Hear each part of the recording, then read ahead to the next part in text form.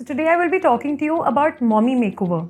It is a very popular concept and it is trending everywhere. But what is it? Hi, I'm Dr. Itishri Gupta, consultant plastic surgeon from SCI International Hospital, Gurugram.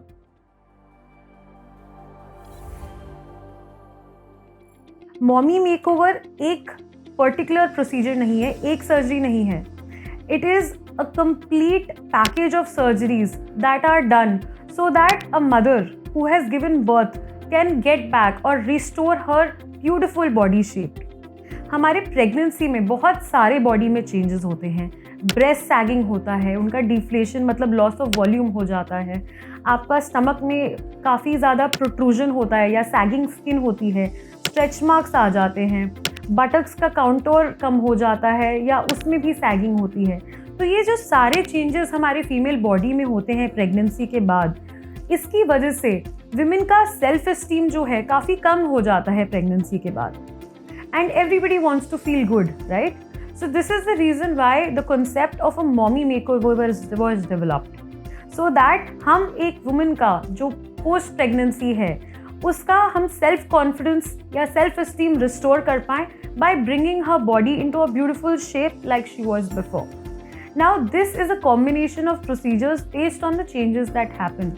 तो हमारे इसमें breast rejuvenation procedures हो सकते हैं, हमारा tummy tuck हो सकता है, और इसमें हम ऐड ऑन कर सकते हैं बटक ऑगमेंटेशन या बटक रिजुविनेशन, राइट? तो हमारा ब्रेस्ट के बारे में अगर हम बात करें तो ब्रेस्ट में हम ऑगमेंटेशन भी कर सकते हैं या लिफ्ट भी कर सकते हैं depending on the individual patient कि हमें प्रॉब्लम क्या है. अगर हमें लगता है कि ब्रेस्ट का साइज़ काफ़ी कम हो गया है, ऊपर से जो फुलनेस होती है वो कम हो गई है, डिफ्लेशन हो गई है ब्रेस्ट फीडिंग के बाद, तो हम एक ब्रेस्ट ऑगमेंटेशन विद इम्प्लांट या फिर विद फैट ग्राफ्टिंग हम कर सकते हैं. अगर हमें लगता है कि ब्रेस्ट काफ़ी सैग हो गए हैं तो हमारा विद और विदाउट ऑगमेंटेशन हम एक ब्रेस्ट लिफ्ट प्लान कर सकते हैं ताकि एक नेचुरल प्रोजेक्शन जो ब्रेस्ट का हो सकता है वो रिस्टोर हो पाए. हम लाइपोसक्शन जो करते हैं जब टमी टक के साथ, उसमें हमारा जो फैट आता है वो फैट यूज़ करके हम ब्रेस्ट की ऑगमेंटेशन फैट ट्रांसफ़र से भी कर सकते हैं अगर हम इम्प्लांट नहीं डालना चाहते हैं.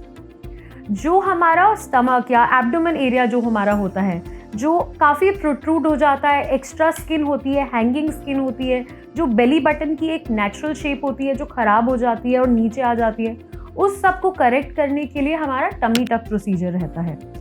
हमारा बेली बटन जो होता है, बेली बटन की एक नेचुरल शेप देना, ब्यूटीफुल शेप देना काफ़ी ज़रूरी होता है. तो this is also an important part of a tummy tuck procedure. Apart from that, हमारी प्रेगनेंसी के बाद जो ये रेक्टाई मसल्स होती हैं, जो मसल्स अंदर रहती हैं, वो लूज़ हो जाती है, डाइवेरिकेशन हो जाता है. तो इनको बीच में टाइटन करना भी काफ़ी ज़रूरी है ताकि आपका एक फ्लैट अच्छा अपीयरेंस आ पाए और आपकी मसल्स इधर से टाइट हो जाए. So this is again a very important part of a tummy tuck procedure that we do, the plication of the recti muscles. इसी की वजह से होता है आपको थोड़ी टाइटनेस वाली फीलिंग आती है थोड़े टाइम तक after the surgery, and that is what leads to the down time associated with the surgery for a few weeks. But इसी से आपका रिजल्ट बहुत अच्छा आता है, जो एक फ्लैट अपीयरेंस आपको टमी की दिखती है. इन दो सर्जरीज के साथ आप ग्लूटियल या बटक ऑगमेंटेशन और रिजुविनेशन भी कंबाइन कर सकते हैं.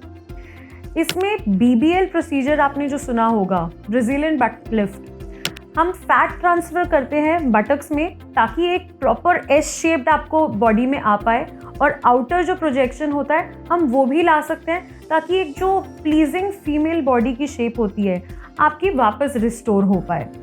तो ये सारा बेस्ड ऑन आपकी पर्सनल प्रेफरेंसेस प्लस आपकी बॉडी की इवैल्यूएशन पे डिसाइड होता है कि हम कौन से प्रोसीजर्स क्लब करना चाहें. तो मॉमी मेकओवर एक सेट ऑफ प्रोसीजर्स डिफाइंड नहीं है, मल्टीपल प्रोसीजर्स का पार्ट है जो आपकी स्पेसिफिक बॉडी टाइप के बेस्ड डिज़ाइन किया जाता है. इसमें as I discussed multiple procedures combine कर सकते हैं सो दैट आपका एक होलिस्टिक लुक आए. नाउ आपका जो इवेंचुअली डाउन टाइम होता है वो यूजुअली 2 वीक्स रहता है. Now this depends on what are the surgeries which are combined. तो जैसे हम अगर आपने BBL किया है तो हम 2 वीक्स तक नहीं चाहेंगे कि आप नॉर्मल बैठें, आप एक BBL पिलो पे आपको बिठाया जाता है ताकि आपके बटक की शेप मेंटेन रहे. टमी टक सर्जरी के बाद या ब्रेस्ट ऑगमेंटेशन के बाद या ब्रेस्ट सर्जरीज के बाद भी 2 वीक्स का डाउन टाइम होता है, लेकिन हम हैवी एक्सरसाइजेज या वेट लिफ्टिंग अवॉइड करते हैं specially after tummy tuck surgeries for at least 6 weeks, because as I mentioned आपकी मसल्स टाइटन की जाती हैं, राइट। तो हर सर्जरी के डिपेंडिंग आपका डाउन टाइम होता है और रिकवरी होती है, बट मिनिमम रिकवरी 2 वीक्स होती है। काफ़ी लोग 10 डेज बाद ही काम ज्वाइन कर लेते हैं, कुछ लोगों को 3 वीक्स भी लगते हैं। So it is a very individual thing, but recovery period ranges from 2 to 3 weeks.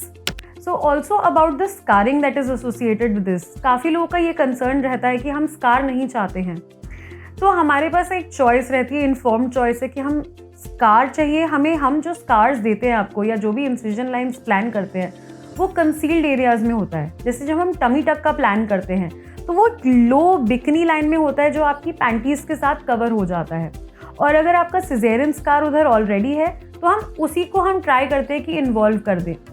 Even आपके ब्रेस्ट ऑगमेंटेशन वाले जो स्कार्स होते हैं वो हम ट्राई करते हैं कि आपकी इंट्रामेमरी फोल्ड या जो आपका ब्रेस्ट फोल्ड रहता है उसके अंदर ही कंसील्ड रहें। So most of the scars और इंसिजन्स जो आपके दिए जाते हैं वो कंसील्ड एरियाज में प्लान करते हैं, ताकि जब आप बिकनीज पहने तो आपको इतना पता ना लगे या किसी को दिखे ना। अब ये हमारी बड़ी पर्सनल चॉइस है, इन्फॉर्म्ड चॉइस रहती है कि we want to go with a body shape which we are not happy with, और do we want to go for a concealed scar. So this is all about a mommy makeover procedure. अगर आपके पास कोई भी questions है इसके regarding, you can contact us and we will get in touch with you.